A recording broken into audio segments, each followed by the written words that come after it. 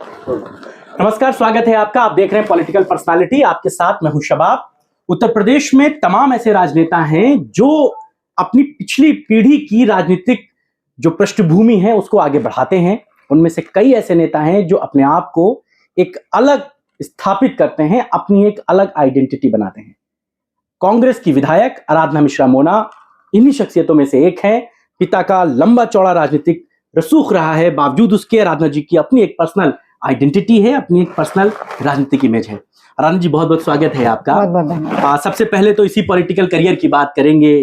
कैसे आराधना मिश्रा मोना को ये लगा कि मुझे राजनेता के तौर पर अपने इस करियर को आगे ले जाना है, क्योंकि अच्छा खासा आपका करियर लॉ, वकालत, बहुत कुछ था।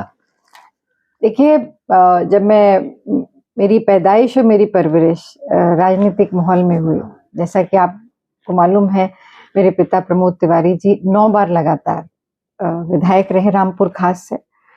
वो Guinness book of world record भी है, क्योंकि 9 बार लगातार कंसेक्यूटिव एक ही पार्टी से एक ही सिंबल पे, तो ये एक रिकॉर्ड था। और जिस विधानसभा क्षेत्र का प्रतिनिधित्व उन्होंने किया, रामपुर खास, जो मेरी भी विधानसभा है, 44 वर्ष हो गए वहां पे। तो उन्हीं लोगों के बीच में पली बढ़ी, काम भी सीखा बहुत। तो वो एक परिवार का हिस्सा थे। एक परिवेश ऐसा था जिसमें ये कभी नहीं लगा कि मैं किसी उद्देश्य से या राजनीतिक उद्देश्य से मैं काम कर रही हूँ। ये लगा कि परिवार के सदस्य हैं, उनके बीच में काम कर रही हूँ। फिर मैं यंगेस्ट ब्लॉक प्रमुख बनी 2001 में, और मैं रामपुर संग्रामगढ़ विकास खंड जो था उसकी मैं ब्लॉक प्रमुख रही। 15 साल मैंने ब्लॉक प्रमुख काम किया, और साथ साथ पार्टी का भी ऑर्गेनाइजेशन में भी काम किया। पर जो सबसे बड़ी चीज थी वो मेरे क्षेत्र की, रामपुर खास की जनता का, वहाँ का जो प्यार था, जो अपनापन था, उसने मुझे ऐसा खींच के रखा कि कुछ और सोचा भी नहीं, कुछ और दिमाग में भी नहीं आया कि कुछ और करना भी है। और मुझे लगता है कि यही एक ऐसी बॉन्डिंग थी जो मेरे फादर के साथ भी थी, मेरे साथ भी है। और यही वजह रही कि वो अपने आप ग्रो करता गया, नेचुरल था। मुझे लगा मेरे पिता के बाद मेरी जिम्मेदारी बनती है इस परिवार की देखभाल करने की, जिसके लिए मेरे फादर ने इतनी मेहनत करी उसको डेवलप करने के लिए, और उन लोगों को इतनी उम्मीदें हैं। और मुझे गर्व है कि 9 बार उन्होंने मेरे पिता को आशीर्वाद दिया, रामपुर खास के लोगों ने, और 3 बार मुझे जिताया। तो मैं आभारी हूँ जो भी हूँ उनकी वजह से। अच्छा, बीइंग अ पॉलिटिशियन, पिता के राजनीतिक रसूख की वजह से मोना को करियर शुरू करने में आसानी रही, या वो स्ट्रगल फेस करना पड़ा जो दूसरे पॉलिटिशियन को फेस करना पड़ता है? नहीं, देखिए, ये मैं ईमानदारी से कहूंगी कि मुझे एक प्लेटफॉर्म मिला। पर मैं ये भी कहूंगी, जो लोग ये सोचते हैं कि जिनके पास एक विरासत होती है उनको बहुत सब कुछ बहुत आसानी से मिल जाता है, हो सकता है आसानी से मिल जाए, पर उसको मेंटेन रखना और उसको आगे ले जाना, ये दुगना बड़ा चैलेंज होता है। बिल्कुल, क्योंकि आपके सामने एक ऐसा मापदंड होता है। और मेरे पिता 21 साल सीएलपी लीडर है, आज जहां मैं बैठी हूँ, मंत्री रहे कांग्रेस की सरकार में, और एक बहुत ही प्रखर पार्लियामेंटेरियन रहे। पब्लिक स्पीकिंग उनकी बहुत पावरफुल रही जी। बहुत डेवलपमेंट ओरिएंटेशन रहा, उन्होंने बहुत काम कराया अपने क्षेत्र में। तो हर तरह के लोगों की उम्मीदें, कॉन्स्टिट्यूएंसी के लोगों की उम्मीदें, पॉलिटिकल सर्कल में लोगों की उम्मीदें, आप जैसे पत्रकारों की उम्मीदें, काडर की, मेरी पार्टी की काडर की उम्मीदें, हर तरह की उम्मीदें जो हैं वो सामान्य किसी व्यक्ति से कहीं ज्यादा थी। और उस उम्मीद को कम से कम मैं कहूंगी कि मैं उनके आगे नहीं तो कम से कम उसको मेंटेन रखना ही बहुत बड़ा चैलेंज था मेरे लिए। और सबसे बड़ी बात ये थी कि हम विपक्ष में, मेरी तो राजनीतिक जन्म तब हुआ जब पार्टी सत्ता के बाहर थी, हम विपक्ष में थे। तो ये भी बहुत बड़ा चैलेंज था कि विपक्ष में होते हुए भी आपको अपना विकास के भी काम पूरे करने, अपने क्षेत्र के जो वायदे हैं उनको पूरा करना है, आपको ये भी पूरा करना है, हाउस में भी आपको परफॉर्म करना है, जवाब देना है, सरकार को घेरना है। पार्टी में भी आपको यूपी जैसी स्टेट जो इतनी बड़ी स्टेट है, यहाँ पे आपको पार्टी को भी साथ लेकर के चलना है। तो बहुत चैलेंजेस थे, पर मैं कुछ ईश्वर का मैं कहूँगी आशीर्वाद था मेरे साथ, मेरे पिता के आदर्श मेरे साथ थे, और पार्टी का सपोर्ट, खासकर प्रियंका गांधी जी का, उनका बहुत ज्यादा मेरे ऊपर स्नेह और आशीर्वाद रहा। हमेशा उन्होंने मुझे सपोर्ट किया, सभी ने सपोर्ट किया, बट उनका विशेष रहा। तो इसलिए मुझे लगता है कि वो संघर्ष रहा। पर एक चीज देखी जाती है कि राजनेता जब अपने करियर की शुरुआत करता है और फिर जब उसे कुछ और बेहतर मिलने लगता है तो वो अपनी पार्टी और ये उसूल, ये आदर्श, इनको छोड़ने में वक्त नहीं लगाता है। आपके साथी हैं, बहुत सारे विधायक हैं, चाहे हम नाम ले लें अदिति का, हम नाम ले लें मनोज पांडे का, ये सब आपकी बेल्ट से उधर से आते हैं।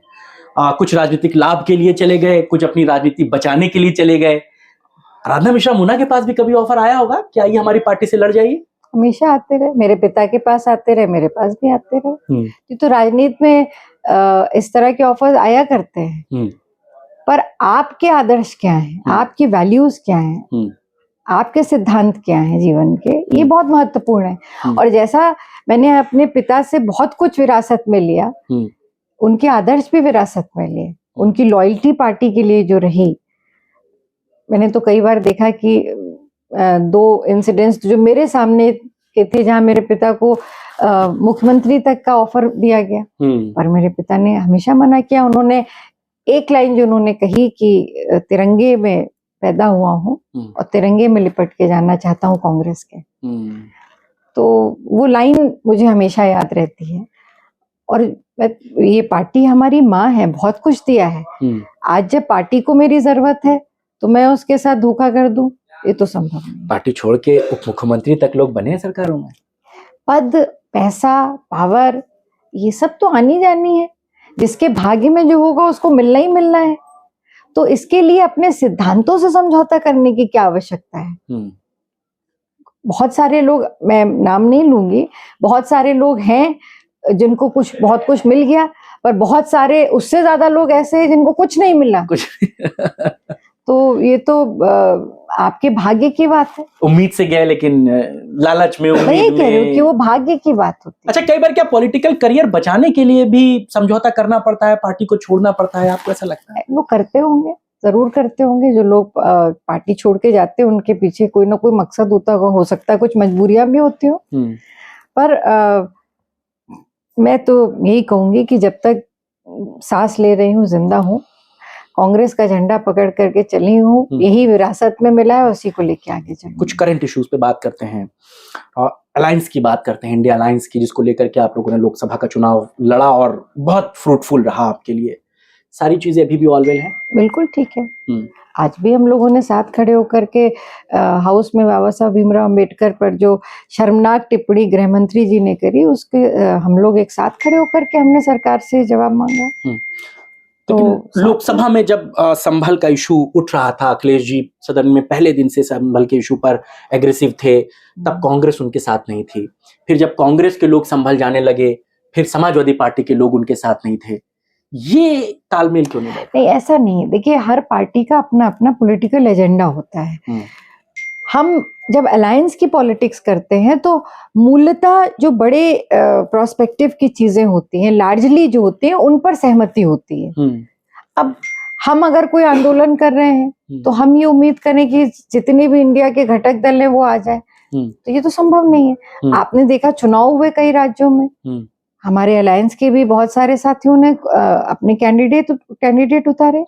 अभी यूपी में चुनाव हुआ, हम चुनाव नहीं लड़े, हमने समाजवादी पार्टी को सपोर्ट किया। तो ये तो अलायंस की पॉलिटिक्स है, ये बहुत ब्लैक एंड व्हाइट होकर नहीं चलती है। पर सैद्धांतिक रूप से इंडिया अलायंस का जो गठबंधन है, और खासकर उत्तर प्रदेश में समाजवादी पार्टी के साथ, इसमें हम मजबूती से एक दूसरे के साथ खड़े हैं। अलायंस की जो नेतृत्व है उसको लेकर के भी सवाल उठ रहे हैं।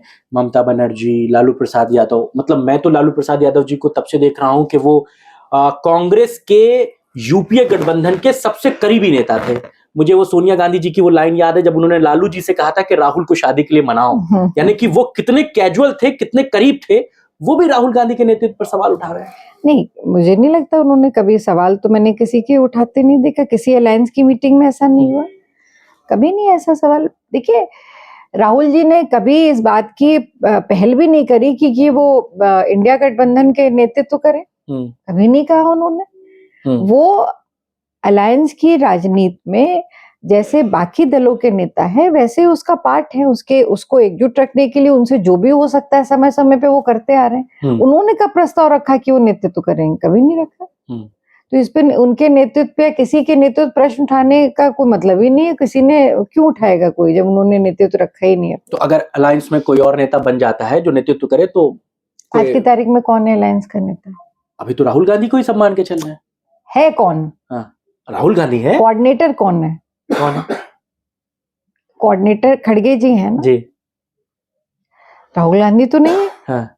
ये तो लोगों की इच्छा है कि राहुल गांधी जी ने जो इस इंडिया गठबंधन की मूल भावना है वो उसके प्रखर वक्ता है और वो ईमानदारी से उस बात को रखते हैं।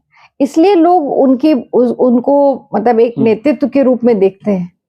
राहुल जी ने कभी उन्होंने इस बात की इच्छा ही नहीं जाहिर करी कि वो नेतृत्व करेंगे इंडिया गठबंधन। उन्होंने तो ये कहा कि इंडिया गठबंधन महत्वपूर्ण है, वो एकजुट होना चाहिए, एक साथ होना चाहिए, हमें वो उसको जितनी ताकत मिल सकती है हमें देनी चाहिए। तो उन्होंने कभी नेतृत्व करने की बात ही नहीं करी। बीजेपी की मौजूदा पॉलिटिक्स को कैसे देखती हैं आप, जब संभल जैसे इश्यूज के बाद तमाम मस्जिदों में मंदिर खोजे जा रहे हैं, लगातार चीजें दूसरी तरफ जाती दिख रही है? कि भारतीय जनता पार्टी ने हमेशा धर्म का व्यापार किया, वो एक व्यापारी है। अब ये किस्मत की बात है कि इस वक्त उनका व्यापार चल निकला, पर बहुत दिन तक ये नहीं चल सकता है क्योंकि इस देश की तासीर जो है, इस देश की मान्यताएं, इस देश की संस्कृति बहुत अलग है। उन्होंने समय समय पर मंदिर का मुद्दा उठाया, कभी अयोध्या की बात कही, कभी रामकृष्ण जन्मभूमि की बात करी, अन्य कई मुद्दे उठाए। पर कांग्रेस पार्टी ने हमेशा अपनी आस्था और अपना धर्म इस पे कभी राजनीति का मुद्दा नहीं बनने दिया और है भी नहीं। मेरी आस्था मेरी व्यक्तिगत पहचान है।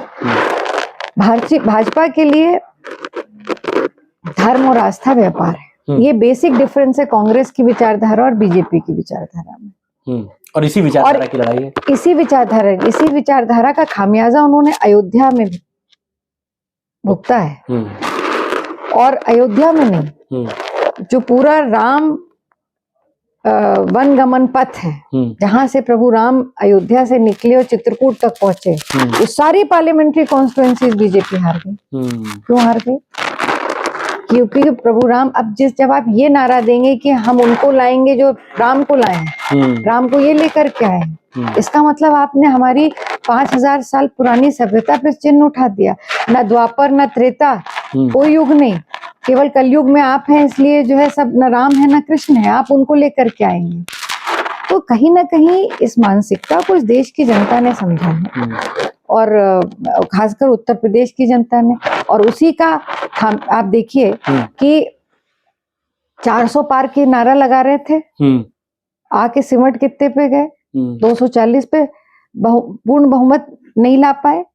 आज वही मोदी जी जो दूसरों के सामने, मतलब अन्य घटक दल के एनडीए के नेताओं से जो लाइन लगाए रहते थे, मिलते तक नहीं थे उनसे, आज उनके सामने हाथ जोड़े खड़े। देखिए नायडू जी के सामने कैसे रहते हैं, देखिए नीतीश बाबू के सामने वो कैसे रहते हैं। डर रहता है, घुटने के बल बैठा दिया उनको उत्तर प्रदेश की जनता ने। अगर ये रथ विजय रथ पे जो सवार थे अहंकार के, वो आकर कहाँ रुका? यूपी में रुका। आधे से कम पे सिमट के रह गए, जहाँ कहते थे कि हम 80 लेकर के आएंगे। तो उत्तर प्रदेश की जनता गलत नहीं है कि राजनीतिक रूप से बहुत ही इंटेलिजेंट है यहाँ के लोग, उन्होंने समझ लिया। और उधर गृह मंत्री जी का भी राज्यसभा में बड़ा बयान आ गया अम्बेडकर को लेकर के। 6 बार उन्होंने अम्बेडकर साहब का नाम लिया और कहा कि अगर इतना भगवान को याद कर लेते तो स्वर्ग के दरवाजे खुल जाते। देखिए, ये भारतीय जनता पार्टी की सरकार की न कभी आस्था रही है जी। संविधान में, और ना ही उनका कोई आदर है बाबा साहब भीमराव अम्बेडकर में। और ये जो ये दुर्भाग्यपूर्ण जो ये घटना हुई है, इसकी पृष्ठभूमि को समझिए। 2024 में पार्लियामेंट चुनाव के पहले ये क्यों कहते थे 400 पार आएंगे? लोगों को समझ में नहीं आता था नारा क्या है, पर इन्हीं के सांसदों ने पार्टी की मंशा को जगजाहिर कर दिया कि अगर 400 पार आ जाएंगे तो हम संविधान बदल देंगे। कौन सा संविधान बदलेंगे? वो तो कहते थे हमने कहा ही नहीं, ये तो अपोजिशन जबरदस्ती क्रिएट कर रहा था। वो जो सांसद अयोध्या के थे, वो भाजपा के सांसद थे, मेरे सांसद नहीं थे, कांग्रेस के नहीं थे। अन्य राज्यों में इनके सांसदों ने कहा, इनकी पार्टी के सिटिंग एमपीज ने कहा, इनके नेताओं ने कहा, ये बात ये तो ऑन रिकॉर्ड है, उससे क्या इनकार किया जा सकता है? अमित शाह जी अपने भी इस बयान को भी डिनाई कर रहे हैं। मैं यही तो कह रही हूँ कि वो बयान जो दिया उनके मौजूदा विधायक अयोध्या के जो थे, जहाँ से शुरुआत हुई, उसमें राजस्थान के फिर के नेता ने भी उसको दोहराया कि ये अयोध्या के जो विधायक सांसद ने बयान दिया, उन्होंने भी दोहराया। उन्होंने कहा कि अगर हम 400 पार हो जाएंगे तो हम संविधान बदल देंगे। तो ये पार्टी में कहीं ना कहीं ये बात कही गई होगी, तभी तो उनके सांसद ने, एक ने नहीं कई सांसदों ने ये बयान दिए। तो इसका मतलब पार्टी की जो मूल भावना थी वो यही थी, यही मूल भावना थी। अब वो हो नहीं पाया, तो अभी खिसियानी बिल्ली खंबा नोचे, अब करें क्या? संविधान बदल नहीं पा रहे हैं, बाकी दल उनके साथ है नहीं इस पर। और जो भी इस देश के संविधान में विश्वास करेगा वो बाबा साहब भीमराव अंबेडकर का सम्मान करेगा। तो आज जिस तरह उन्होंने अपमानित किया, और किसने किया? वो साधारण व्यक्ति नहीं है, इस देश के वो गृह मंत्री हैं। और कहाँ किया उन्होंने? सदन के अंदर किया, वो सदन जो उस संविधान से चलता है, जो बाबा साहब भीमराव अम्बेडकर ने बनाया। और 2 दिन बीत गए, अभी तक उन्होंने उस पर कोई खेद नहीं व्यक्त किया। बयानवीर भाजपा के जो बड़े बड़े बयान देते हैं, संविधान की बात करते हैं, किसी ने खेद नहीं व्यक्त किया। अगर आपने कोई बयान दिया है तो उस पर आप माफी मांग लीजिए। अगर उससे करोड़ों जनता की देश के लोगों की भावनाएं आहत हुई हैं, जिनका विश्वास संविधान में है, जिनकी आस्था बाबा साहब में है, तो आप उनसे माफी मांग लीजिए। और आप माफी नहीं मांगते तो आप इस्तीफा दे दीजिए, अगर आप अपने बयान पे कायम है। और नहीं तो ये तो सामूहिक जिम्मेदारी मंत्रिमंडल की होती है। वो तो ये कह रहे हैं कि आप लोग तोड़ मरोड़ कर पेश कर रहे हैं, मैंने तो सिंपल सी बात कही, आप उसको दूसरी तरफ ले जा रहे हैं। ये कोई अनभिज्ञ व्यक्ति इस तरह की बात कर सकता है, क्योंकि ये बयान उन्होंने किसी पब्लिक मीटिंग में नहीं दिया है, बंद कमरे में नहीं दिया, किसी टीवी इंटरव्यू में नहीं दिया, सदन के अंदर दिया हुआ एक एक शब्द ऑन रिकॉर्ड होता है। और वो लाइव थे, पूरे देश ने देखा। तो उसमें तोड़ना मरोड़ना क्या है? जो आपने कहा उसको हम दोहरा रहे हैं, और मैं तो दोहराना भी नहीं चाहती, क्योंकि बाबा साहब भीमराव अंबेडकर का कांग्रेस पार्टी सम्मान करती है। हमारी आस्था उनके बनाए हुए संविधान में, उसी की शपथ लेकर के मैं यहाँ बैठी हूँ। थोड़ा सा लाइट करते हैं, इंटरव्यू बहुत पॉलिटिकली हो गया, पर्सनल पे आते हैं। अगर आराधना मिश्रा मोना जी नेता नहीं होती तो क्या होती फिर? मैं नेता ही होती। मैं नेता ही होती। कुछ और कभी सोचा हो? नहीं। लॉ किया था, वकील हो जाते, सुप्रीम कोर्ट तक पहुंच जाते, सब वो मुझे लगता है कि शायद इसके अलावा कुछ ना कभी सोचा है। और ईश्वर को धन्यवाद देती हूँ, अपने क्षेत्र की जनता को धन्यवाद देती हूँ कि मुझे इस पद पर उन्होंने बिठाया। जीवन भर मैं उनकी सेवा करती रहूं, इस प्रदेश के लिए जो हमारी पहचान है उसके लिए कुछ कर पाऊं, और इस देश को के लिए समर्पित रहूं। प्रियंका गांधी, राहुल गांधी, दोनों में कौन ज्यादा पसंद है? मैं ये नहीं कहूंगा कौन पसंद नहीं है, दोनों में कौन ज्यादा पसंद और क्यों पसंद है? राहुल गांधी जी हम लोग के लिए एक आइडियल पॉलिटिशियन है, एक ऐसे नेता जिसको हम फॉलो करते हैं। और प्रियंका गांधी जी मेरी समीक्षा है। दोनों ही मेरे जीवन में महत्वपूर्ण स्थान रखते हैं। प्रियंका जी को लेकर जीवन में, जिंदगी में कोई ऐसा इंसिडेंट रहा हो जो आराधना मिश्रा जीवन भर याद रखना चाहेंगी, जो जहन में हमेशा तैरता रहा? देखिए, जब मेरे खिलाफ मुकदमे लिखे गए मेरी विधानसभा में, तो जब मैंने उनको बताया कि 6 मुकदमे लिखे गए, राजनीति से प्रेरित मुकदमे थे और गंभीर धाराओं में थे, तो मैंने कहा मुझे जाना पड़ेगा क्षेत्र में, क्योंकि पुलिस ने अरेस्ट वारंट इशू किया है और मेरे 6-7 कार्यकर्ताओं को अरेस्ट किया है, तो मुझे जाना पड़ेगा। तो उन्होंने मुझसे यही कहा था। मैंने कहा मुझे अपने कार्यकर्ताओं के साथ खड़ा होना, और अगर जरूरत पड़ी तो मैं खुद को जाऊंगी अरेस्ट देने के लिए। तो उन्होंने मुझसे कहा था कि तुम अकेले नहीं जाओगे, मैं तुम्हारे साथ चलूंगी। तो आई थी वो? पुलिस की हिम्मत ही नहीं पड़ी। अच्छा। इस सरकार की हिम्मत नहीं पड़ी, प्रशासन की हिम्मत नहीं पड़ी मुझे अरेस्ट करने की। और मेरे कार्यकर्ता जो थे भी, वो जांच हुई, वो क्योंकि मुकदमा ही गलत था, तो सब छोड़ दिए गए। कभी कैजुअली बात होती है? हमेशा होती है, बिना नेतागिरी वाली। मैं हमेशा हुई उनसे। वो मेरे लिए एक बड़ी बहन की तरह है। उनका बहुत स्नेह, बहुत प्यार और बहुत आशीर्वाद मेरे साथ रहा है। वो हमेशा मेरे हर चीज में हमेशा वो एक स्तंभ की तरह खड़ी रही। एक बात आखिर क्या ये पूछूंगा कि ये कहा जाता है कि जो बड़े बरगद होते हैं उनके नीचे छोटे पौधे पनप नहीं पाते हैं। एग्जाम्पल राजनाथ सिंह का दिया जाता है कि राजनाथ सिंह जी जब गृह मंत्री हो गए तो उनके दोनों बेटे उनके नीचे वो बड़े नहीं बन पाए। पंकज जी विधायक बन के रह गए और नीरज जी को टिकट नहीं मिला। आराधना मिश्रा जी के साथ कभी ऐसा तो नहीं हुआ? प्रमोद जी का बड़ा स्थापित वो था, आराधना जी जहां पहुंच सकती थी वहां नहीं पहुंच पाई। मैं तो चाहती हूँ बरगद का पेड़ और बड़ा होता रहे और इसकी छाया मुझ पे हमेशा बनी रहे। चलिए, बहुत शुक्रिया। आराधना जी हमारे साथ थी, वो तमाम इश्यूज पर खुलकर बात कर रही थी पॉलिटिकल पर्सनालिटीज में। आज बस इतना ही। आपको हमारी चर्चा कैसी लगी हमें जरूर बताइएगा। नमस्कार।